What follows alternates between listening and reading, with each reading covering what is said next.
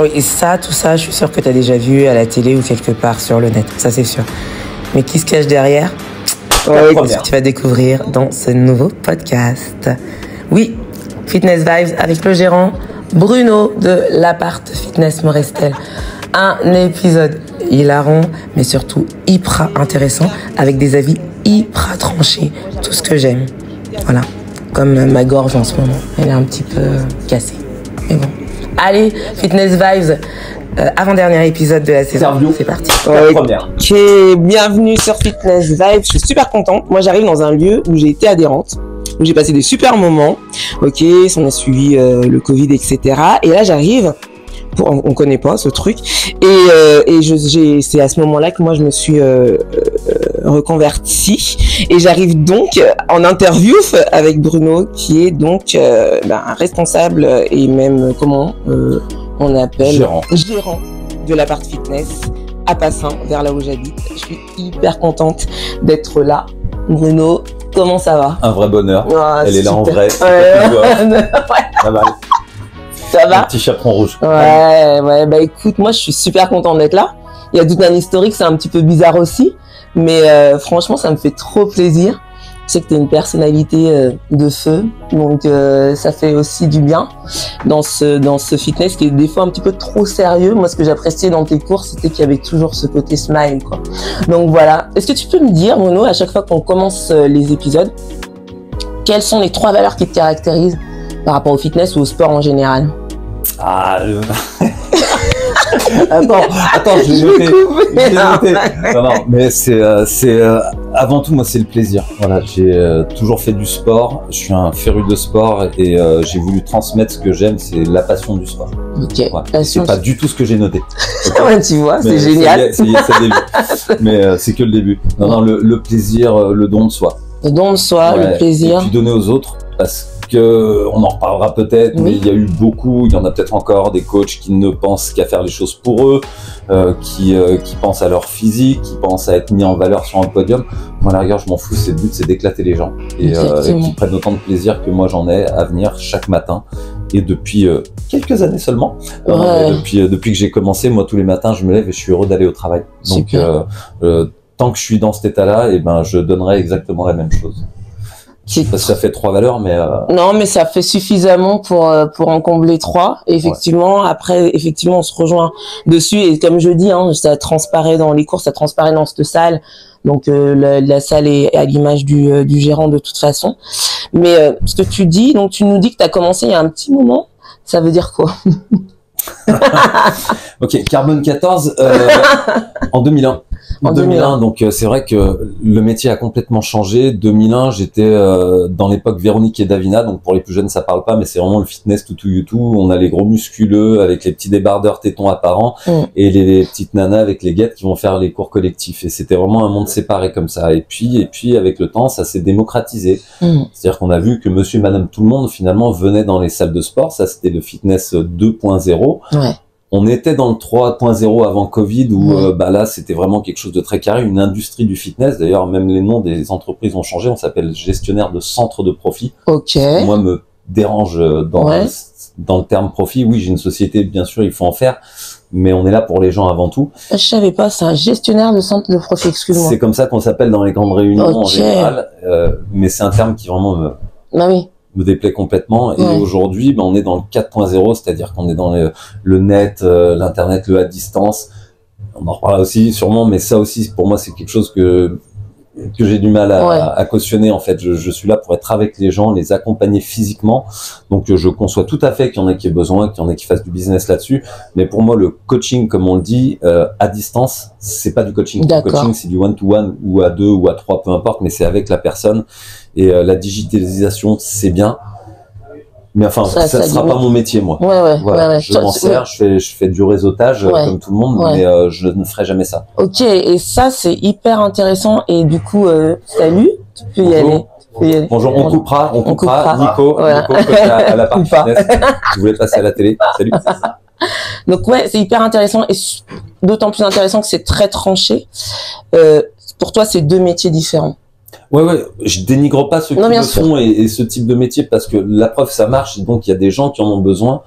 Mais moi, personnellement, mon métier, c'est de me lever pour voir des gens.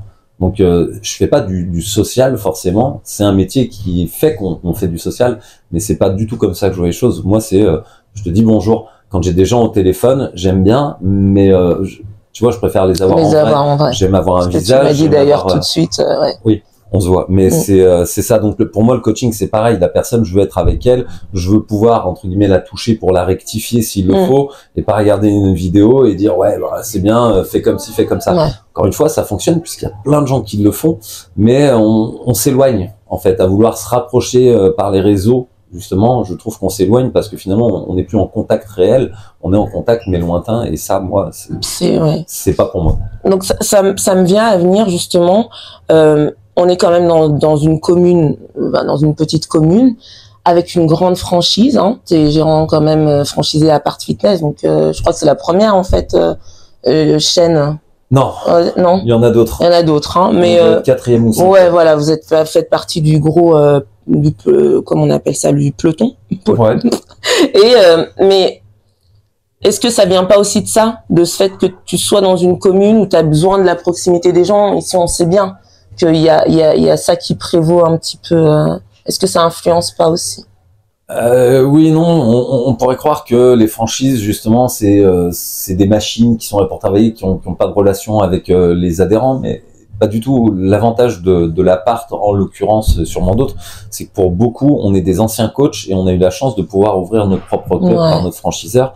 Et aujourd'hui, force est de constater que ce sont des clubs qui marchent bien parce que, étant coach, justement, on a ce côté relationnel.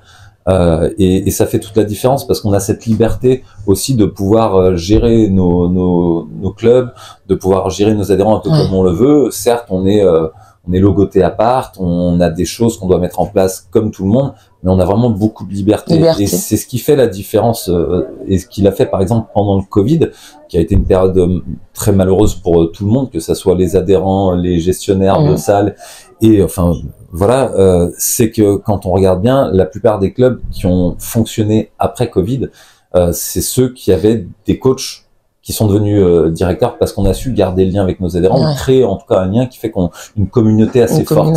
Voilà, tout à fait. Un peu comme le CrossFit qui est ultra communautaire et qui cartonne.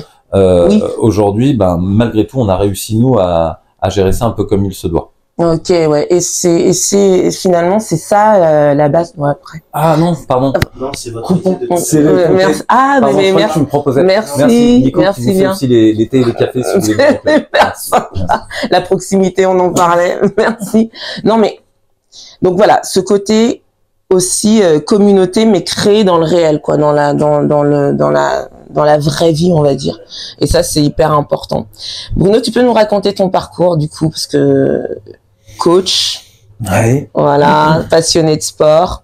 Ouais, on commence du début alors. Du début, nous avons. Il y aura sûrement des coupures. Il y aura des coupures parce que c'est long. Concrètement, passionné de sport, je ne sais faire que ça. Je n'ai fait que ça de ma vie. J'ai voulu faire STAPS, il fallait un bac. J'ai pas été jusqu'au bac. L'armée m'a appelé, j'ai pas voulu faire l'armée. J'avais un problème avec l'autorité, alors qu'aujourd'hui, j'adore l'autorité. Pas parce que je suis chef, hein, mais j'ai toujours été un bon soldat pour mes employeurs. Ouais. Et voilà, donc j'ai eu la chance de découvrir les centres de formation privés en 2001. J'ai fait un peu le BNSSA pour être maître nageur. Ok. Et j'ai passé donc un BE métier de la forme, un vieux diplôme en noir et blanc. Et j'ai été diplômé donc en 2002 et j'ai enchaîné tout de suite dans le centre où j'étais. J'ai été stagiaire, coach, responsable sportif. J'ai travaillé dans tous les clubs de Lyon. J'ai travaillé énormément, je suis parti à l'étranger, j'étais coach indépendant, j'ai été formateur dans les centres de formation, je suis jury d'examen encore aujourd'hui. Génial. Donc je connais tout du métier de A à Z, j'ai même été cuistot dans un resto quand ils étaient en galère, je vendais des coachings en parallèle pour des gens qui voulaient des salades, je leur disais que c'était pas ce qu'il fallait. C'est génial. C'est fou, j'ai fait maître nageur dans les salles, bref, tout fait. Et j'adore ce que je fais. Génial. Et en fait, pour même une personne qui nous regarde et qui aimerait se plonger dans ce métier-là, c'est l'ouverture en fait qu'il y a. C'est pas se dire simplement on est coach et qu'on est juste là, on réfléchit, on fait plein de choses. Ça nous amène à plein de voies en fait quand on voit ton parcours. C'est pas juste ciblé. Il y a tellement d'opportunités. Et puis on peut, par le biais de ce métier aussi, rencontrer énormément de gens et des gens qui nous amène à voir les choses différemment. J'ai pas mal de mes collègues qui ont fait 2, 3, 4, 5 ans, ce qui est une grosse moyenne en général, 5 ans dans ce métier, après on change, parce qu'il est usant physiquement déjà. Quand on n'a plus le physique, on peut plus pratiquer, en tout cas pour ce qui est des cours collectifs. Tout à fait. Et puis qui sont partis sur d'autres choses, parce que justement des opportunités, quand on a coaché quelqu'un qui dit moi je cherche quelqu'un dans ton genre, qui sont partis dans le domaine médical, dans l'immobilier, dans plein de choses. Donc ça ouvre vraiment un champ oui, c'est ça. C'est ça, parce qu'il y a, voilà. C'est bien souvent, alors moi, le podcast, je le fais pour faire découvrir ce métier, aux gens qui finalement nous voient, mais ils ne comprennent pas toujours. Finalement, on n'est pas beaucoup à dire ce qu'on fait réellement. Et pour le comprendre, c'est vrai que ça développe tellement de compétences, hein, de pouvoir être devant des gens, de pouvoir animer. Des fois, l'animation est sous-cotée aussi, un petit peu sous-estimée. Donc, qu'est-ce que tu penses, toutes ces compétences, hein, tu viens de nous le dire, de développer, c'est vraiment, moi, j'encourage les jeunes personnes ou moins jeunes à y aller pour au moins ça, développer des compétences quand on aime le sport et qu'on veut faire autre chose, quoi. Alors, je vais peut-être dépeindre un tableau un peu moins beau, mais c'est vraiment comme je le pense, c'est que ce métier-là, en règle générale, c'est 5 ans. Ouais. Après, il y a toujours des pépites et des gens qui vont tenir plus longtemps, mais il est fatigant, il est usant, et donc faut toujours avoir de la ressource. C'est-à-dire, soit avoir déjà une formation de base qui nous plaît et qui nous permettra de retomber sur nos pieds si on n'en a pas, soit déjà, quand on commence, penser à la fin, penser à l'après. Parce qu'on va pas tous être responsables de club, on va pas tous être gérants d'un club, sauf si, je leur souhaite. Mais voilà, donc il y a le coaching aujourd'hui qui permet de durer plus longtemps parce qu'on s'use moins. Mais quand on fait des cours collectifs, 5, 10, 15 ans, c'est très usant. Les clubs, quelque part, s'en foutent un petit peu que tu t'uses. Eux, le but, c'est que justement, tu donnes des cours. Donc c'est un tableau qui va pas être super beau, mais c'est un métier de passion. Si on n'a pas une vraie passion et qu'on mange fitness, on dort fitness, on vit fitness, on tient pas longtemps. Exact. Ceux qui sortent de formation tiennent 3-4 ans. Mais avant même de sortir de formation, il y a déjà 40% d'élèves, et tu as dû le voir toi peut-être en CQP, qui abandonnent. Voilà, ceux qui sortent avec le diplôme, c'est génial, mais tous ne trouvent pas du travail. Exact. Et quand tu trouves du travail, t'es pas sûr de le garder, et surtout tu t'uses, je te dis 3-5 ans, je sais pas dans ta formation encore combien eux sont en activité. Ça, oui, c'est rare. Voilà, c'était soit du complément. Après, effectivement, ça prend tellement de temps et c'est vrai que ça use tellement que, effectivement, il y a pas mal de. Je pense qu'on est là un peu moins de la moitié. Hein. Ouais. On doit être un petit tiers. Ayant eu le diplôme. Et même en ayant le diplôme, qui se réoriente quand même. En complément, quoi, voilà, donc c'est vrai que finalement, on peut être 2 ou 3 dans notre section. Moi, pour te dire, on était 100 à l'examen, ils en prenaient que 20 à l'époque, maintenant ils en prennent 80 pour ça. Mais, tu le vois, de ma génération, il y en a plus qu'un qui est encore en activité, en tout cas, qui a passé le diplôme en même temps que moi, et, des dinosaures qui ont plus de 20 ans de métier, on doit peut-être être dans la région 10 en activité cours collectif encore, hein. On n'est même pas 10. Il y en a plus beaucoup. C'est dur passer les 40 ans et c'est pour ça je crois que tu fais aussi des activités pour les femmes de plus de 40 ans. Exact. Le physique ne réagit plus pareil, il y a vraiment une bascule qui se fait et c'est pas évident de tenir, donc il faut savoir s'économiser, s'écouter, une hygiène de vie ou pas, mais on sait que ça va jouer après. Ça va jouer forcément, voilà, et c'est pour ça, oui, effectivement, que la chaîne, elle est orientée aussi, l'autre partie de la chaîne, sur les femmes quadragénaires, parce que c'est à partir de là que vraiment on sent que le corps, et pour autant, c'est à ce moment-là qu'il nous faut un max d'énergie, parce qu'il y a tellement de défis à cette période-là, que voilà, il faut y aller quand même, quoi. Après 40 ans, t'en es pas encore là, mais tu te rapproches pour certaines de la ménopause et pour les femmes, encore une fois, c'est encore plus compliqué ce passage-là. Un autre passage. Et psychologiquement. Exactement. Le sport, ça a toutes les vertus. Toutes les vertus. C'est pour ça que je vais te poser la question. Qu'est-ce qu'aujourd'hui, en 2024, tu mets derrière le mot fitness? Moi, j'ai interviewé, du coup, Samir Labidi. Voilà, tu es des dinosaures, tu parlais des dinosaures. Eh bien, finalement, on se demandait si ce mot-là, il était encore d'actualité. Est-ce qu'il avait encore une résonance? Est-ce qu'il faisait toujours autant peur? Parce qu'il y a des gens qui ont peur de ce mot-là.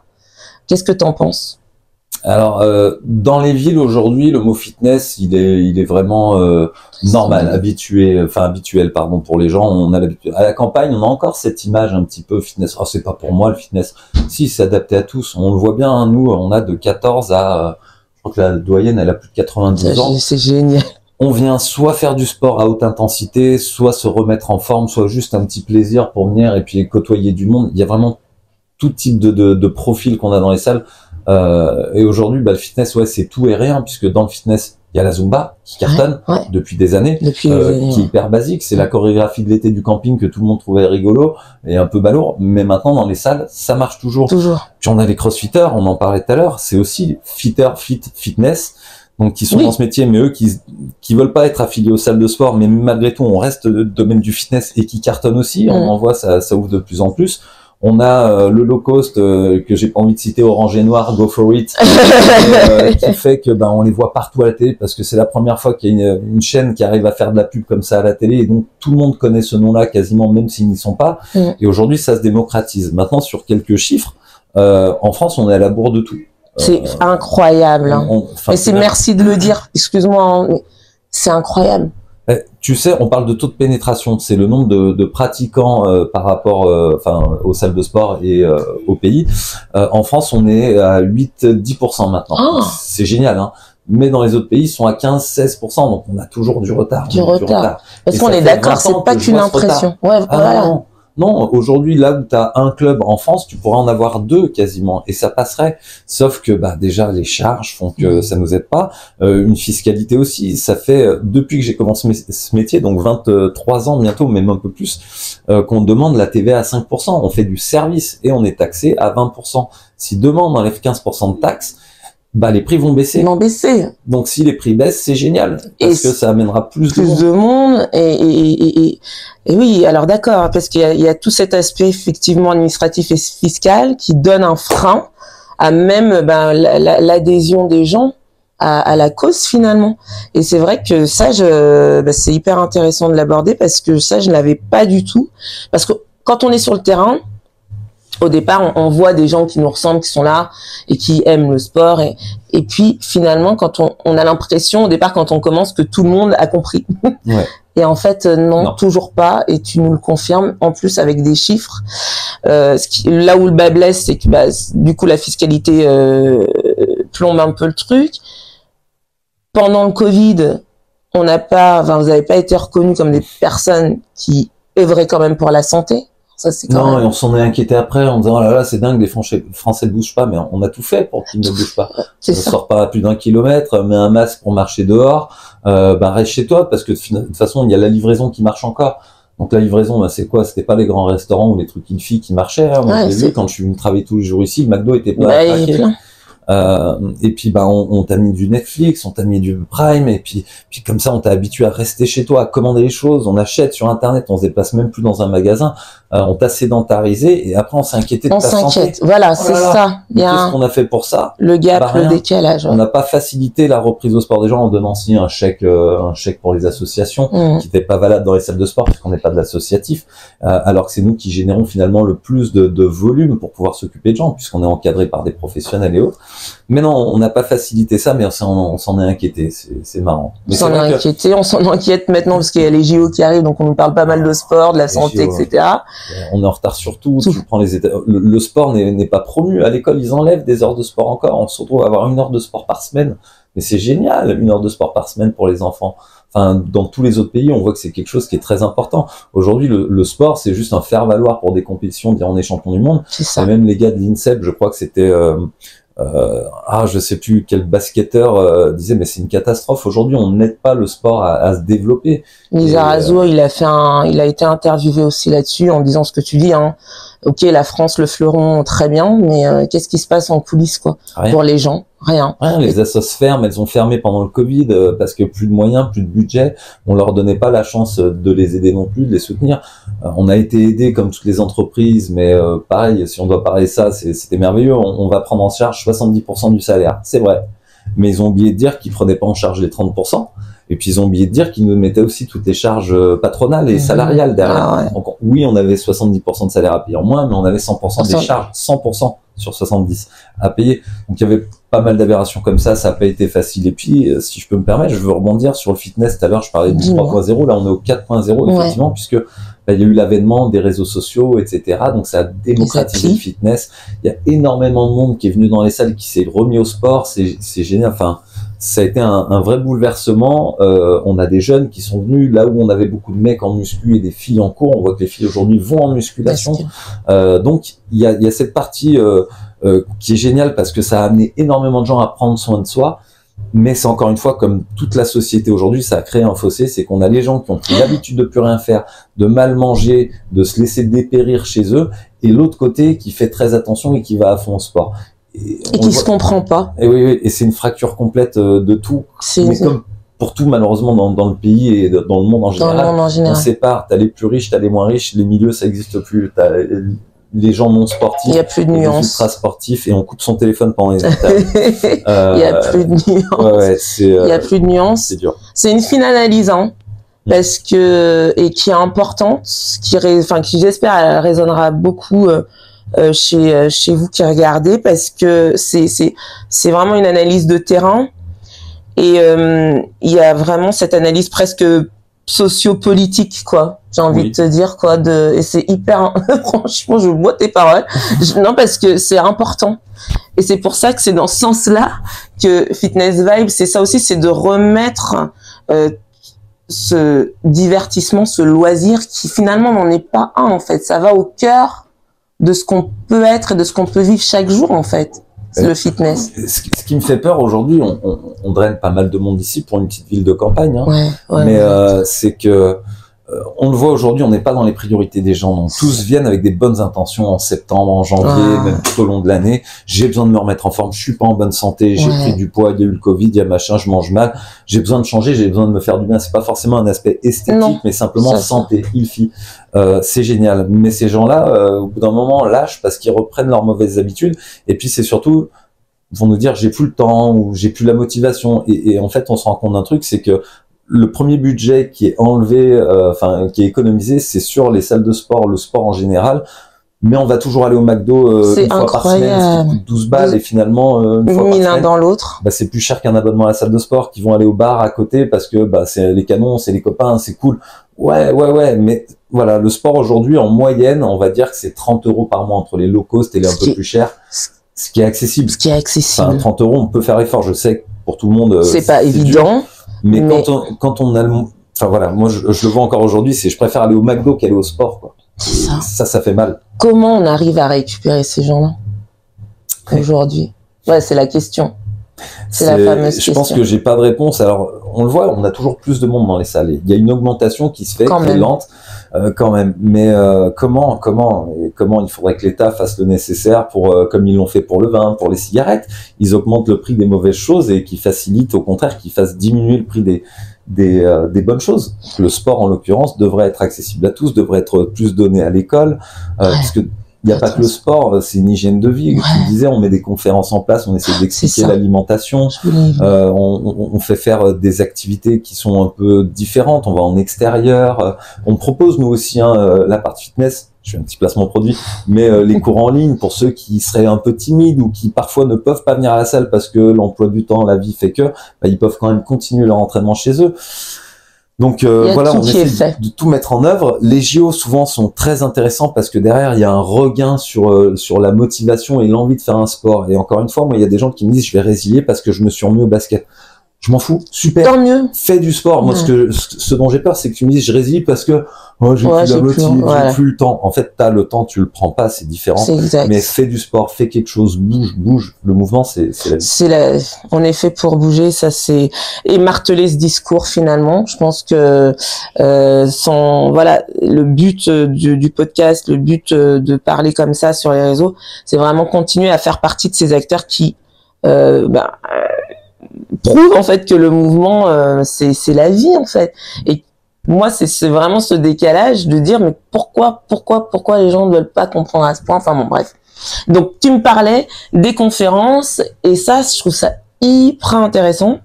Je l'ai vu aussi à Bourgoin, beaucoup de conférences, et ça je trouve ça super parce que ça enlève l'image du coach qui fait que être sur son podium dans son physique et qui est en interaction avec tous les autres pans de la vie. Alors surtout moi, pour ma cible qui est quadragénaire et qui voit quelque chose de plus global, c'est hyper intéressant de se dire que tu arrives dans une salle de sport, tu peux assister à une conférence, un lieu où tu vas habituellement, tu vois. T'es pas obligé d'aller à la Denis Garnier, enfin. Donc, tu peux me dire comment c'est né? Enfin, est-ce que c'est une stratégie de l'enseigne? Est-ce que c'est plus interne? Complètement le pognon. Non. non. Mais en l'occurrence, ma femme, qui est mon associée aussi dans l'affaire, parce que je suis pas tout seul. Sans elle, rien ne se serait fait. Et on est parfaitement très important. Ça. Il est fort, hein. Mais il faut toujours une femme dans sa vie et réciproquement, mais bien sûr. Oui, réciproquement. Mais rien. Je la regarde là, elle fait le cours sur les caméras, vous voyez pas. Mais aujourd'hui, en fait, le Covid, pareil, nous on a failli tout perdre puisque toute notre vie dépendait de ça. On a tout fait pour déjà sauver les emplois de nos collègues et je suis très content de pas avoir viré les 3 personnes que je devais virer suite au Covid sur 7 parce qu'il était hors de question qu'on se sépare de collaborateurs à cause d'une chose qui nous échappait. Et de ce fait, en fait, à l'idée de tout perdre, on s'est dit, il faudrait peut-être qu'on ait une activité autre. Alors moi, je sais faire que le sport, donc c'est pas grave, j'aurais trouvé un truc dans le sport. Mais madame a eu l'intelligence de se dire, je reprends mes études et je fais un BTS diététique. Donc depuis 2021-22, elle s'est remise à faire son BTS, donc il lui reste encore 1 an là. Super. Et par le BTS, ça nous a permis de montrer encore d'autres choses, de proposer des conférences sur l'alimentation, parce qu'on sait aussi que les gens sont tous demandeurs d'en savoir un peu plus, parce que concrètement aujourd'hui, le sport fait maigrir, mais c'est l'alimentation qui fait grossir, on le sait, ou la sédentarité, mais si on est assis, on peut ne pas grossir, faut juste adapter son alimentation. Donc, tout part de l'alimentation qui, si on dévie encore, est de plus en plus mauvaise, que ça soit par les fast-food, je parlais de McDo, mais il y en a d'autres et j'ai rien contre McDo, parce que je mange de temps en temps. La transformation tout court, qui est plus celle des années 60, quoi. Voilà, les aliments sont de plus en plus pourris. Donc c'est juste savoir quoi manger, mieux manger et adapter son alimentation au sport ou à son activité de vie professionnelle ou perso, quoi. C'est génial. Et voilà, et le but c'est de donner de plus en plus de clés aux gens pour qu'ils se sentent bien. Voilà. Alors notre conférence, elle est gratuite. Ouais. Par exemple, on fait venir des intervenants, on le prend à notre charge, mais on veut expliquer aux gens, on veut que les gens comprennent et qu'ils aient suffisamment de clés. Maintenant, quand ils ont des questions, ils peuvent nous les poser aussi. Non, c'est vraiment et c'est imbriqué. Moi, je parlais avec l'adjointe au sport là à Lyon vendredi. Il manquait, tu vois, cet élan d'imbriquer les coachs, le corps médical. Alors avec les kinés, ça a un petit peu commencé, mais la nutrition, parce que c'est la vie en fait, et quelle place nous on pouvait avoir là-dedans. Je trouve que c'est important et que c'est un métier qu'on valorise pas assez, pas que sur un plan, c'est pas la question du pécunier, c'est quelle place on a nous aujourd'hui en fait pour nos concitoyens, j'ai envie de dire, tu vois. Et ça, j'ai trouvé ça formidable. En plus, je pense que dans une commune comme Passant, avec la proximité que vous avez su créer toutes ces années, mais c'est essentiel. C'est essentiel. Donc, chapeau pour ça. Et je voulais vraiment que tu parles de ça, parce qu'il y aura toutes les infos aussi en barre de description pour vous dire ce qui se passe dans ce super club. Donc, voilà. Non, mais on a passé la formation APA, activité physique adaptée, tu sais, qui permettait aux personnes qui reviennent par exemple de cancer, des ALD, des affections longue durée, de pouvoir reprendre le sport par des personnes encadrées, même si on savait déjà faire à la base, mais aujourd'hui c'est officiel. Donc on a la chance d'être référencé après par certains médecins qui nous envoient du monde et qui sont en confiance, ces personnes-là, quand elles viennent ici. C'est génial. C'était encore une fois proposer un service plus grand pour que les personnes se sentent à l'aise, soient sûres de la qualité de notre travail. Même si j'en étais sûr avant, mais aujourd'hui c'est ça. Si on doit parler politique un peu, aujourd'hui les aides sont enlevées, c'est-à-dire que ces personnes-là étaient prises en charge pour beaucoup sur leur prescription médicale. Ça va changer. C'est voilà, tout ce qu'on nous a donné, on nous le reprend, et encore une fois, on voit que le sport n'est pas, c'est incroyable. Pour notre cher pays, c'est pas ça. Donc, il faudrait vraiment que collectivement les gens s'y mettent, et que plus on sera nombreux, de toute façon, plus on se fera entendre. Voilà. Donc, c'est à mon tout petit niveau que ça m'a impulsé cette idée. C'était vraiment l'idée qu'il y ait peut-être plus de tables rondes, qu'il y ait peut-être plus de messages comme ça, avec par exemple tu as cette page qui est exceptionnelle pour pouvoir trouver du travail que tu avais créé, tu pourras nous en parler tout à l'heure. Ce côté fédérateur, qu'on puisse vraiment, je sais pas moi, créer un colloque de métier du sport, mais voilà, moi je trouve que ça peut ouvrir tellement de voies parce que finalement elle est un petit peu noyée dans tout ça et ça plombe encore le fait que le sport soit pas mis en avant et en même temps il y a cette couche de peinture qu'on veut bien nous laisser de temps en temps en nous disant vous inquiétez pas, on n'a pas oublié, le sport c'est important, mais bon, il faut que ça le soit pour de vrai maintenant parce qu'il y a du diabète qui augmente comme jaja, enfin c'est horrible ce qui se passe aujourd'hui et je pense que les gens s'en rendent pas à ce point compte, quoi. Non, ouais, c'est bien masqué. On fait en sorte que ça passe doucement. Ouais, voilà. C'est comme l'augmentation des cigarettes, on les augmente petit à petit parce qu'il faut que ça soit petit à petit. Parce que si on arrête net, ça va pas. Ça va pas. Ouais, non, mais bon, j'apprécie le côté tranché de l'entretien et parce que en fait, c'est ce qu'il faut entendre. C'est pas une vérité, hein, c'est un point de vue. C'est un point de vue, on est bien d'accord, mais c'est vrai que quand on demande des points de vue parfois, bah ils sont un petit peu, tu vois, on marche un petit peu sur des œufs, ce qui peut être compréhensible parfois. Mais là, l'idée c'est vraiment de se donner toutes les chances de dire ce qu'on a à dire. Tu peux nous parler de cette page parce que souvent même les assos dans lesquels moi j'interviens la connaissent pas forcément pour trouver du monde. Donc si on peut faire encore une petite pub sur placement de produit. Comment je l'ai créé? Ouais. Pourquoi? L'histoire, moi j'avais aimé. J'ai travaillé sur Lyon des années, j'ai travaillé dans tous les clubs de Lyon, j'ai eu la chance d'être apprécié a priori dans pas mal de clubs, qui fait qu'on me demandait régulièrement pour des remplacements quand j'avais décidé de me mettre à mon compte. Et force est de constater que j'avais plus le temps, je me levais à 6h du matin, j'allais coacher, 8h j'étais en salle, jusqu'à 13h, 13h en centre de formation, jusqu'à 17h, 17h en salle, et puis après 20h ou 21h ou 22h, j'allais coacher ça 7 jours sur 7. Et le temps de trajet, bah, j'étais au téléphone pour dire, ah, t'as besoin d'un remplacement? Ok, je book ça pour demain. Ah, bah, j'ai plus le temps, attends, j'appelle un pote, j'appelle un pote. Et j'avais même plus le temps d'appeler des potes. Du coup, bah, j'ai créé la page sur Facebook, sur coach offre d'emploi fitness Rhône-Alpes. Ouais. Et en fait, c'est de l'échange simplement d'offres et de demandes entre les coachs et les salles, qui fait qu'aujourd'hui, il y a à peu près 2500, ce qui est pas énorme en soi, mais 2500, 3000 personnes sur cette page. Et grosso modo 5 à 10 offres par jour ou demandes par jour qui sont publiées. Donc très réactif, il y a du travail. Moi, c'est comme ça que j'ai trouvé. Il y a du travail, mais toutes les offres ne sont pas recouvrées. C'est bien dommage parce que tout le monde ne veut pas forcément telle ou telle chose. Enfin, ça reste compliqué comme dans toute branche en ce moment de toute façon. Bruno, écoute, je suis vraiment ravie. Tu nous as apporté ton point de vue, comme tu disais tout à l'heure, des éclairages très précis. Moi, ça m'a permis aussi de comprendre pourquoi finalement cet accès au sport était parfois limité. Donc, c'est toujours intéressant. La France, on reste en retard. Ça, moi, tant pis, hein, on le dit. La France, on reste en retard et c'est pas possible. C'est pas possible. On est tellement avancé sur plein de choses que c'est pas possible. Et ça me fait penser. Je peux me Dis-moi. Mais tu peux. C'est le tien, le podcast. J'ai eu la chance de. Bah oui. J'ai eu la chance d'aller au mondial du fitness à Cologne. Ah. D'accord. Donc j'ai fait celui de France, qui est grand, qui était à l'époque à Porte de Versailles, donc un grand hall. Ce grand hall en France, il y en a 10 comme ça en Allemagne. Déjà, c'est 10 fois plus grand. À preuve que vraiment il y a des choses qui sont vues différemment. Ouais. Mais c'est surtout que c'est ça la communication en fait. Quand tu vas à Paris pour le mondial du fitness, c'est quand tu es devant le stand que tu as des affiches. Quand on est allé à Cologne, tu as des affiches partout en ville sur le fitness. Et puis quand tu es à Düsseldorf, l'aéroport à 45 minutes de là-bas, tu as des affiches pour le salon qui est à Cologne sur le fitness. Comme quoi le fitness est vraiment démocratisé partout dans ces pays et pas en France.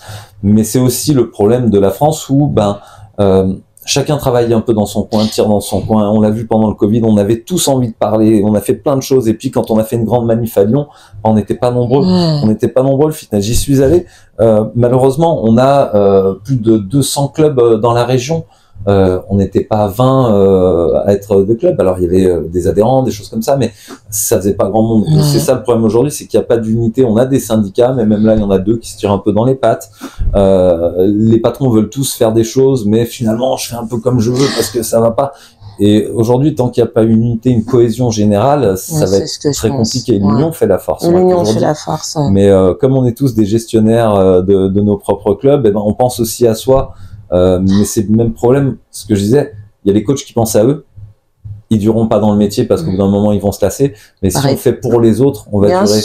Et c'est pareil pour les patrons de salle. S'ils font pour eux, ben ils dureront ce qu'ils dureront dans leur petite vie. Mais s'ils font pour les autres, on va grandir ensemble. Mais bien sûr, et que ça embrasse une cause qui transcende le simple fait de proposer un service. C'est pour ça que je suis en franchise, parce qu'on travaille ensemble. C'est pour ça que j'ai arrêté d'être auto-entrepreneur à travailler dans plein de salles, parce que je voulais une équipe, comme j'ai eu au début de ma carrière, parce que travailler en équipe, donner aux autres, on monte ensemble, on s'éclate. C'est génial, merci. Non, franchement, tu plaisantes beaucoup, mais tu t'apportes beaucoup. Je pense que je suis hyper contente de faire le podcast avec toi, parce que t'es un des piliers de ce métier dans la région. Oui, tu l'as dit. Tu veux pas te traiter de dinosaure. J'ai utilisé le mot pilier, c'est quand même. Et c'est important, avec une voix vraiment claire et nette et tranchée. Moi, c'est ce que j'apprécie dans ce podcast-là. Si tu voulais rajouter quelque chose. Alors, j'ai une promotion actuellement pour le mois de juin. Avec, non, mais c'est cool. Il sortira en septembre. J'ai hâte de voir ma page Facebook exploser, mon compte Instagram exploser. Non, mais c'est cool. Écoute, surtout continuer de suivre Béa. Merci, mais tu fais bouger à ton échelle et c'est bien, et ça mérite d'être encore plus vu. Merci beaucoup. J'espère que le réseau va faire qu'on va publier ça un peu partout et que ça va se voir. Merci. En tout cas, je le fais dans le même sens que toi. C'est pour une autre cause. Ça me dépasse. Ouais, mais c'est une passion. C'est une passion. Une passion des gens, comme tu dis. Si je t'ai fait venir aujourd'hui, c'est quand même pour ça. C'est que non, mais tu donnes énormément, et c'est aussi pour ça, quand on s'est vu au téléphone, je l'ai dit, c'est que c'est hyper important. En fait, tu donnes aux autres. Ça se voit que tu le fais pas pour toi, tu le fais par plaisir. T'as envie de tout donner, tout ce que t'as, tu le donnes, et c'est que comme ça qu'on avance. Merci Bruno, merci beaucoup. Respect. Je finis juste avec mes trois petites questions. Si t'étais une activité cardio, Bruno. Body Attack. Body Attack, ouais. Mon cours préféré. Body Attack. Et j'en ai suivi à 11h du matin ici. Et Dieu sait que j'aime le step. Renfo, t'es plutôt muscu pur ou finalement CAF? Non, ni l'un ni l'autre. Non, HIIT. C'est renfo cardio, mais il faut que ça bouge. Ouais, il faut que ça bouge quand même. Je peux pas avoir les pieds au sol sans bouger. Ok. Et si t'étais une méthode douce, du coup, ce serait plutôt yoga, pilates. Pour au moins faire plaisir à ta chérie. Normalement, ça n'existe pas pour moi la méthode douce dans ma philosophie, mais aujourd'hui, le body balance, c'est intéressant. Ouais. C'est un bon mix. Ouais. Pilates prostatique pour moi. Prostatique. Ça bouge. Bruno, 1000 fois merci, infiniment, vraiment très enrichissant, et vraiment je te remercie. Voilà, c'est tout ce que je peux te dire. Merci beaucoup. Portez-vous bien, Fitness Vibes, qu'avec des bonnes vibes, vraiment, et je sais plus quoi dire. Alors portez-vous bien surtout, on est là pour vous. Ciao. Merci. C'est bon, on enregistre un peu, je peux chanter ?